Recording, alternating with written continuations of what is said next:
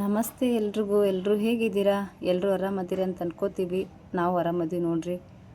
ಇವತ್ತು ನಮ್ಮ UK style puri ಜೊತೆ ಚಟ್ನಿ ಹೇಗೆ ಮಾಡೋದು ಅಂತ.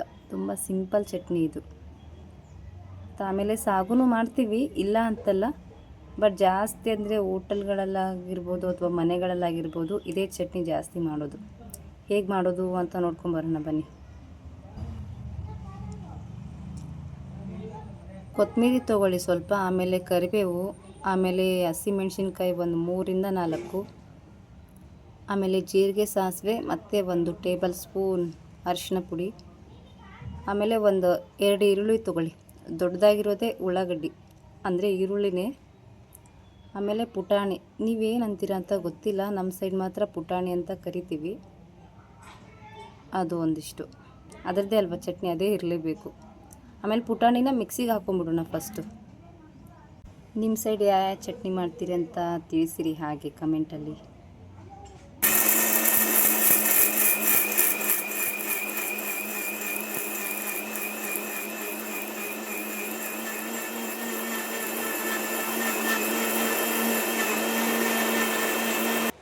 ಮಿಕ್ಸಿಗೆ ಹಾಕ್ಕೊಂಡ್ಮೇಲೆ ಒಂದು ಪಾತ್ರೆ ತೊಗೊಳ್ಳಿ, 1.5 ಗ್ಲಾಸ್ ನೀರು ಹಾಕ್ಕೊಳ್ಳಿ ಅದಕ್ಕೆ. ಆಮೇಲೆ ಮಿಕ್ಸಿಗೆ ಹಾಕ್ಕೊಂಡಿದ್ವಲ್ಲ ಆ ಪುಡಿನ ಇದ್ರೊಳಗಡೆ ಹಾಕ್ಬೇಕು, ಆ ನೀರೊಳಗಡೆ ಹಾಕಿ ಸ್ವಲ್ಪ ಮಿಕ್ಸ್ ಮಾಡ್ಕೊಳ್ಳಿ. ಆಮೇಲೆ ಗಂಟೆ ಇರುತ್ತೆ, ಏನಾಗಲ್ಲ ಅದು. ಒಂದು 5 ನಿಮಿಷ ಬಿಟ್ಬಿಡ್ಬೇಕು ಹಾಗೆ, ಅದೆಲ್ಲ ಫುಲ್ಲು ನೆನ್ಕೊಂಬಿಡುತ್ತೆ ಅಲ್ಲಿವರೆಗೂ. 5 ನಿಮಿಷ ಬಿಟ್ಬಿಡಿ ಒಂದು ಸಾರಿ ಮಿಕ್ಸ್ ಮಾಡಿ. ಅಷ್ಟು ಗಂಟು ಕಾಣಿಸುತ್ತೆ, ಬಟ್ ಆಮೇಲೆ ಏನಿರಲ್ಲ ಅದು, ಯಾಕಂದರೆ ಫುಲ್ ನೆಂದ್ಬಿಡುತ್ತಲ್ಲ, ಹಾಗಾಗಿ ಯಾವುದೇ ಗಂಟಿರಲ್ಲ. ಒಂದು 5 ನಿಮಿಷ ಮುಚ್ಚಿಟ್ಬಿಟ್ರೆ ಸರಿ ಹೋಗುತ್ತೆ. ಆಮೇಲೆ ಇನ್ನೊಂದು ಪಾತ್ರೆ ತೊಗೊಂಡು ಅದಕ್ಕೆ 1-2 ಸ್ಪೂನ್ ಎಣ್ಣೆ ಹಾಕ್ಕೊಳ್ರಿ.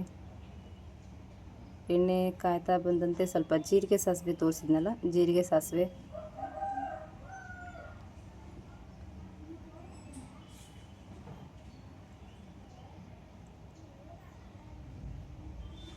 ಅದರ ನೆಕ್ಸ್ಟು ಈರುಳ್ಳಿ, ಅಷ್ಟು ಈರುಳ್ಳಿ ಹಾಕ್ಕೊಂಬಿಟ್ರೆ ಅದರಲ್ಲಿ ಏನು ತೆಗಿಬೇಡಿ.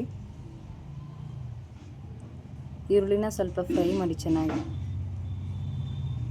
ಸ್ವಲ್ಪ ಚೆನ್ನಾಗಿ ಫ್ರೈ ಆಗ್ತಿದ್ದಂಗೆ ಸ್ವಲ್ಪ ಕರಿಬೇವು ಹಾಕ್ಕೊಳ್ರಿ. ನೆಕ್ಸ್ಟ್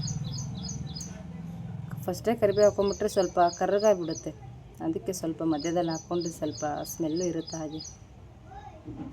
ನೆಕ್ಸ್ಟು ಮೆಣಸಿನ್ಕಾಯಿ, ಸ್ವಲ್ಪ ಸೌಂಡ್ ಇದ್ದರೆ ಯಾರೂ ಬೇಜಾರು ಮಾಡ್ಕೋಬೇಡಿ, ಯಾವಾಗಲೂ ಸೌಂಡ್ ಇದ್ದೇ ಇರುತ್ತೆ. ನಾನು ಯಾವಾಗಲೂ ಅದೇ ಹೇಳ್ತಾ ಇರ್ತೀನಿ, ಬೇಜಾರು ಮಾಡ್ಕೋಬೇಡಿ ಸೌಂಡ್ ಇದ್ದರೆ. ಅದು ಫ್ರೈ ಆದಮೇಲೆ ಸ್ವಲ್ಪ ಅರಿಶಿನ, ಆಮೇಲೆ ನಾನು ಆವಾಗಲೇ ಉಪ್ಪು ತೋರಿಸಿಲ್ಲ ಅಂತ ಅನ್ಕೋತೀನಿ. ಆಮೇಲೆ ರುಚಿಗೆ ತಕ್ಕಷ್ಟು ಉಪ್ಪು ಹಾಕ್ಕೊಂಬಿಡ್ರಪ್ಪ. ಒಂದು ಯಾವುದೋ ಪಕ್ಷಿ ಕುಂತಿದೆ ಪಕ್ಕದಲ್ಲಿ, ಹಾಗಾಗಿ ಸೌಂಡ್ ಮಾಡ್ತಾ ಇದೆ ಅದು. ಹಾಗಾಗಿ ಯಾರೂ ಬೇಜಾರು ಮಾಡ್ಕೋಬೇಡಿ ಸೌಂಡ್ ಡಿಸ್ಟರ್ಬೆನ್ಸ್ ಇದ್ದರೆ. ಸ್ವಲ್ಪ ಫ್ರೈ ಆದಮೇಲೆ ಸ್ವಲ್ಪ ಒಂದು ಅರ್ಧ ಗ್ಲಾಸ್, ಅಂದರೆ ಅದಿಷ್ಟು ಕುದಿಯೋಷ್ಟು ಸಾಕು ನೀರು ಜಾಸ್ತಿನ ಹಾಕ್ಕೋಬೇಡಿ,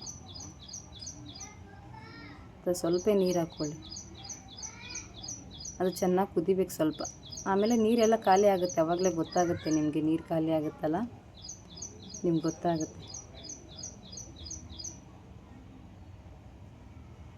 ಖಂಡಿತ ಒಂದು ಸಾರಿ ಟ್ರೈ ಮಾಡಿ ನೋಡಿ, ತುಂಬ ಸಿಂಪಲ್, ಆಮೇಲೆ ಬೇಗ ಆಗಿಬಿಡುತ್ತೆ.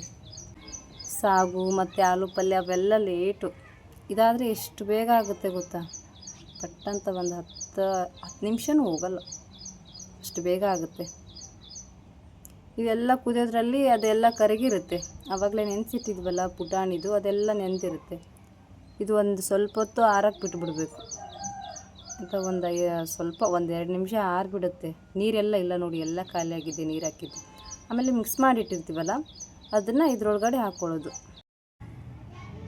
ಅದಾದಮೇಲೆ ಮತ್ತೆ ಅದರೊಳಗಡೆ ಎಲ್ಲ ಹಾಕಿ ಬಿಸಿ ಮಾಡೋಕ್ಕೆಲ್ಲ ಹೋಗಬೇಡಿ, ಅಷ್ಟೇ ಚಟ್ನಿ ಆಗಿರುತ್ತೆ ಅದು, ಆಯಿತಾ. ಆಮೇಲೆ ಬಿಸಿ ಮಾಡೋದು ಅದೆಲ್ಲ ಮಾಡಿದ್ರೆ ಮತ್ತೆಲ್ಲ ಹಾಳಾಗಿಬಿಡುತ್ತೆ ನೋಡಿ, ಫುಲ್ ಗಟ್ಟಿಯಾಗಿಬಿಡುತ್ತೆ. ಆಮೇಲೆ ಇಷ್ಟೇ ಸಿಂಪಲ್, ಅದು